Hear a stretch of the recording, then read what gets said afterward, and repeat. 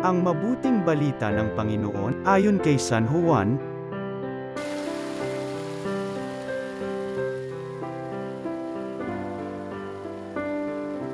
sa pasimula pa'y naroon na ang salita.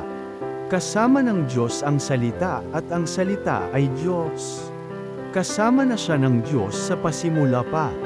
Sa pamamagitan niya nilikha ang lahat ng bagay, at walang anumang nalikha nang hindi sa pamamagitan niya.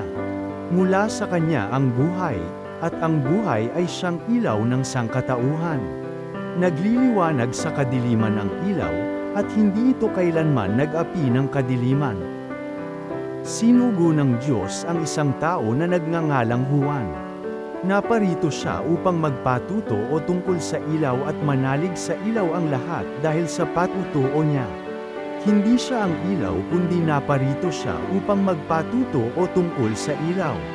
Ang tunay na ilaw na tumatanglaw sa lahat ng tao ay dumarating sa sanlibutan. Nasa sanlibutan ang salita. Nilikha ang sanlibutan sa pamamagitan niya ngunit hindi siya nakilala ng sanlibutan. Naparito siya sa kanyang bayan ngunit hindi siya tinanggap ng kanyang mga kababayan. Ngunit ang lahat ng tumanggap at nanalig sa kanya ay pinagkalooban niya ng karapatang maging anak ng Diyos. Sila nga'y naging anak ng Diyos, hindi dahil sa isinilang sila ayon sa kalikasan, ni sa pita ng laman o sa kagagawan ng tao. Ang pagiging anak nila ay buhat sa Diyos. Naging tao ang salita at siya'y nanirahan sa piling natin. Nakita namin ang kanyang kapangyarihan at kadakilaan, puspos ng pag-ibig at katapatan. Tinanggap niya mula sa Ama ang kapangyarihan at kadakilaang ito bilang bugtong na anak. Nagpatutuo si Juan tungkol sa kanya.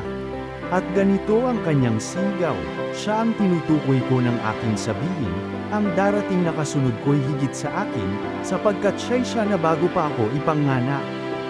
Dahil sa siya'y puspos ng pag-ibig, tayong lahat ay tumanggap mula sa kanya ng abot-abot na kaloob. Sapagkat ibinigay ang kautusan sa pamamagitan ni Moises, ngunit ang pag-ibig at ang katotohanan ay dumating sa pamamagitan ni Hesukristo. Kailan may walang nakakita sa Diyos, subalit ipinakilala siyang bugtong na anak, siya'y Diyos, na lubos na minamahal ng Ama. Ang mabuting balita ng Panginoon.